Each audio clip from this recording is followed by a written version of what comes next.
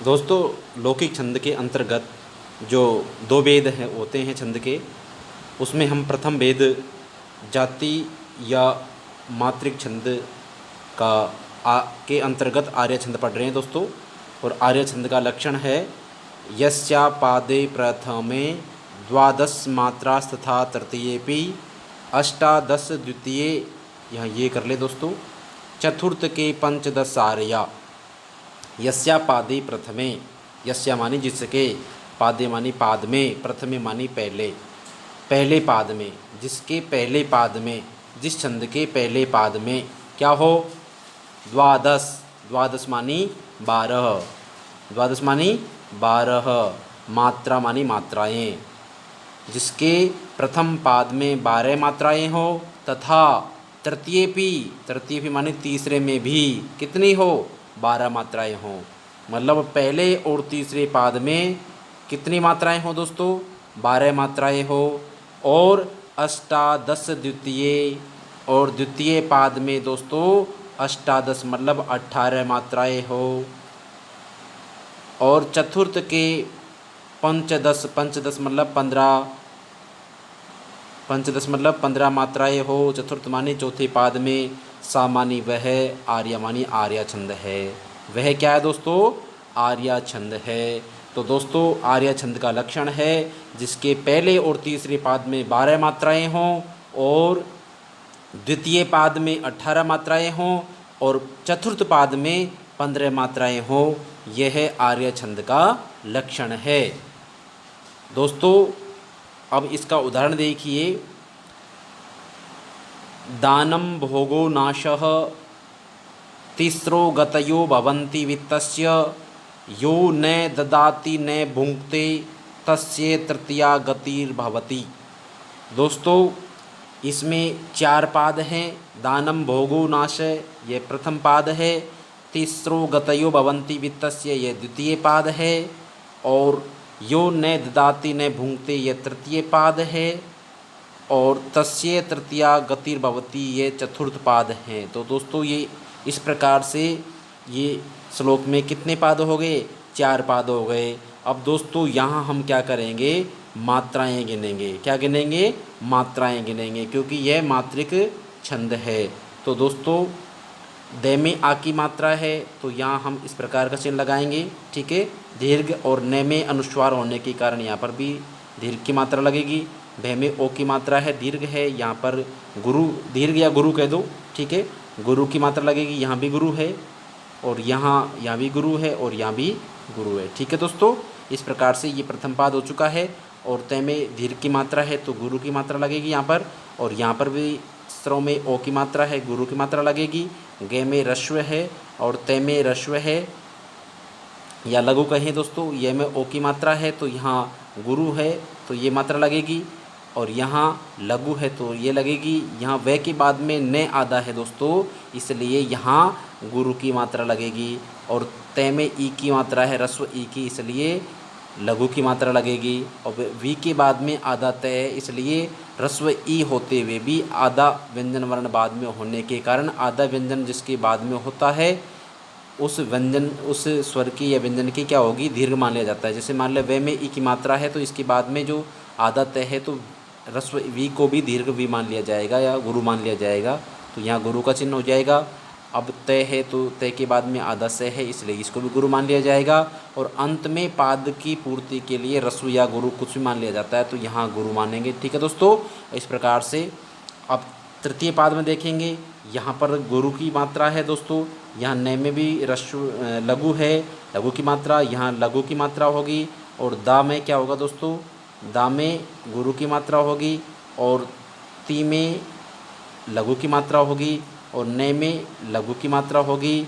और बह के बाद में आधा व्यंजन है इसलिए गुरु की मात्रा होगी, और यहाँ ते में गुरु की मात्रा होगी, ठीक है दोस्तों। अब तस्य के बाद में, तस्य देखिए इसके बाद में तस्य है तो तय के बाद में आधा से है तो यहाँ गुरु की मात्रा होगी। और यहाँ ये में लघु है इसलिए लघु की मात्रा होगी।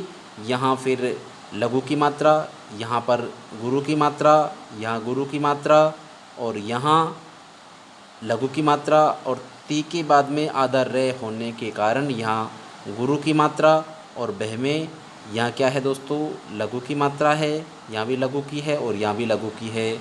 तो दोस्तों देखिए, इसका प्रथम पाद जो है उसमें 1 2 3 4 5 6, मतलब ये द्विमात्रिक है सभी, तो 6 × 2 करेंगे, मतलब ये जो है चिन्ह द्विमात्रिक का है। किसका है? द्विमात्रिक का है। और ये जो चिन्ह है वो एक मात्रिक का है। ठीक है दोस्तों, तो यहाँ जो सभी अवग्र चिन्ह लगे हुए हैं ये द्विमात्रिक है। तो 1 2 3 4 5 6, 6 × 2 करेंगे तो कितने हो गए?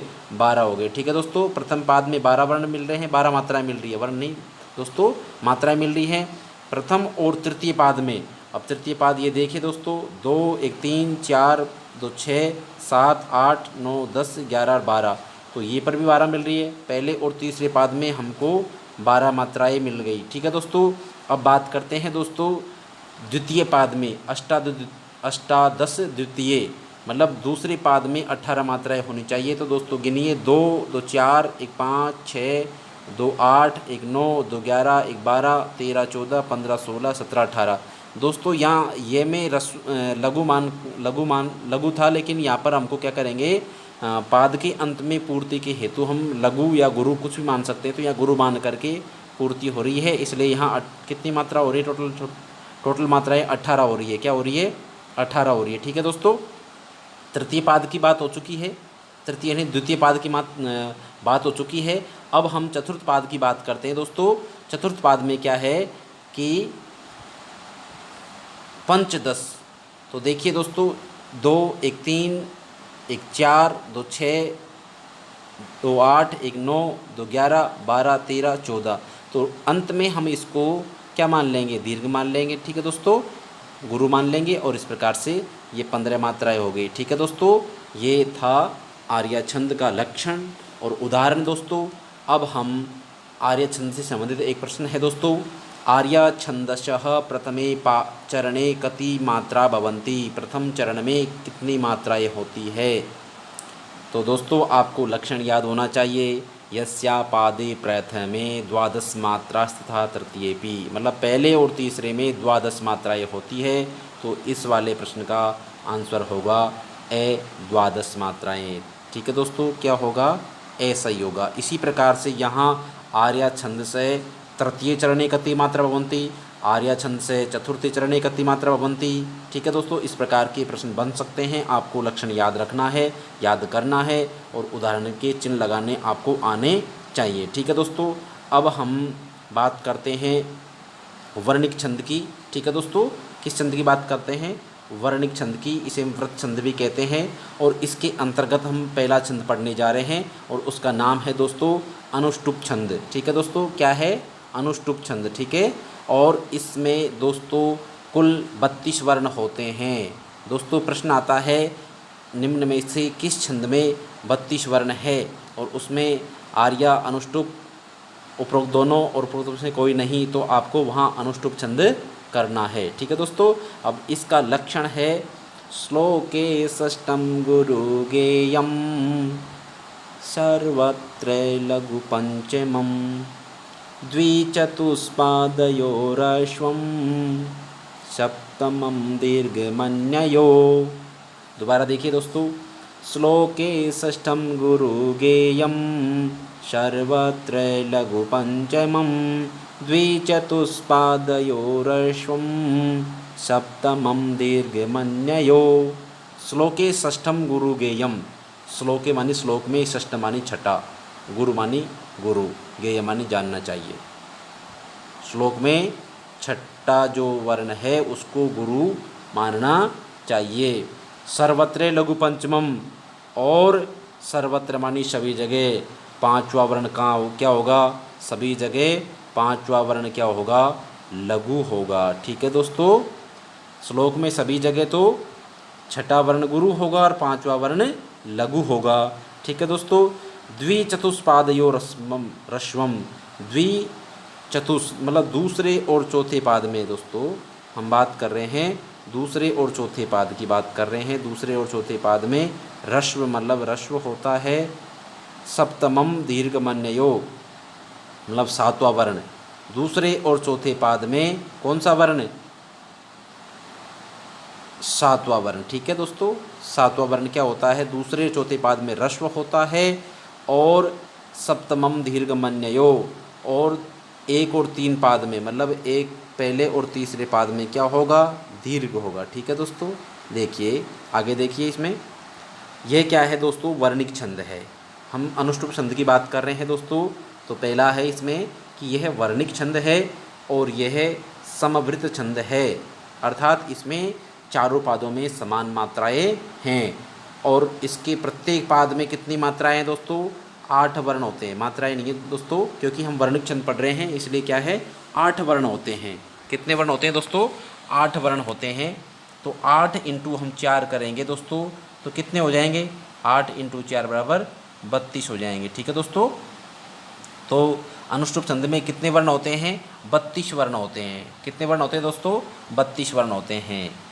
प्रत्येक चरण में दोस्तों इस लक्षण का अर्थ है दोस्तों, प्रत्येक चरण में छठा वर्ण गुरु होता है। क्या होता है दोस्तों, छठा वर्ण गुरु होता है और पांचवा वर्ण क्या होता है, लघु होता है।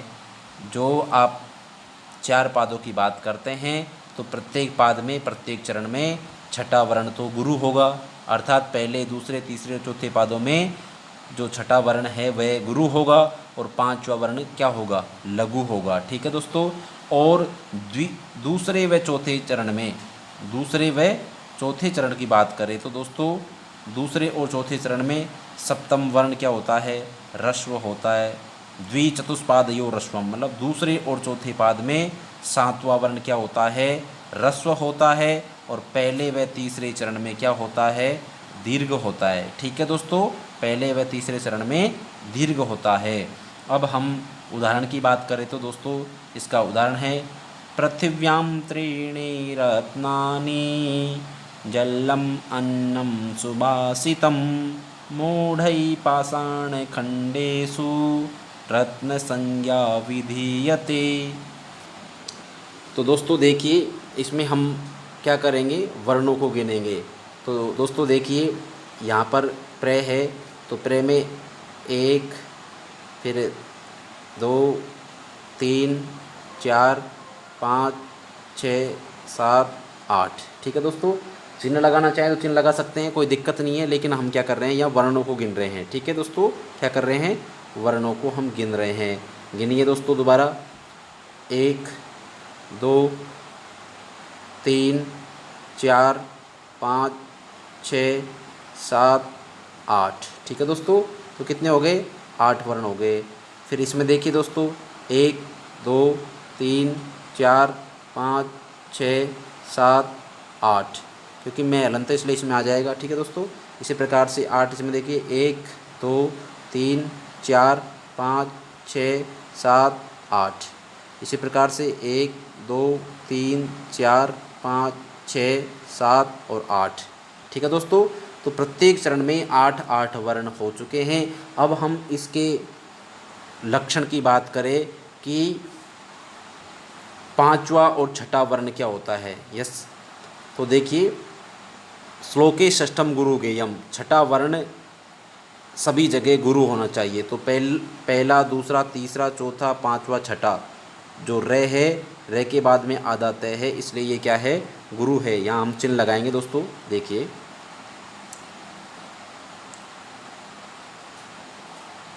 यहाँ प्रे में क्या है दोस्तों, रे है, तो यहाँ रस्व रहेगा।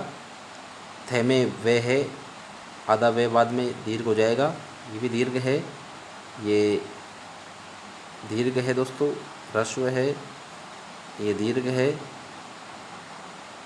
गुरु कह दो या रस्व कह दो, गुरु कह दो या दीर्घ कह दो, दोनों में से बात एक ही है। ये गुरु है और ये क्या है, लघु है। ठीक है दोस्तों, यहाँ पर भी लघु है, लघु है, ये गुरु हो जाएगा और ये गुरु है, ये ह्रस्व लघु है और ये गुरु है, ये लघु है और ये गुरु है। इस प्रकार से यहाँ भी लगाएंगे चिन्ह, ये गुरु है, ये गुरु है, ये गुरु, ये गुरु, ये लघु, ये गुरु, ये गुरु और ये लघु, ये गुरु, ये लघु, ये गुरु, ये गुरु, ये लघु, ये गुरु, ये लघु और ये गुरु। ठीक है दोस्तों, अब हम बात करते हैं इस छंद के लक्षण की बात करते हैं। श्लोके षष्ठम गुरु गेयम, छठा, पहला दूसरा तीसरा चौथा पांचवा छठा।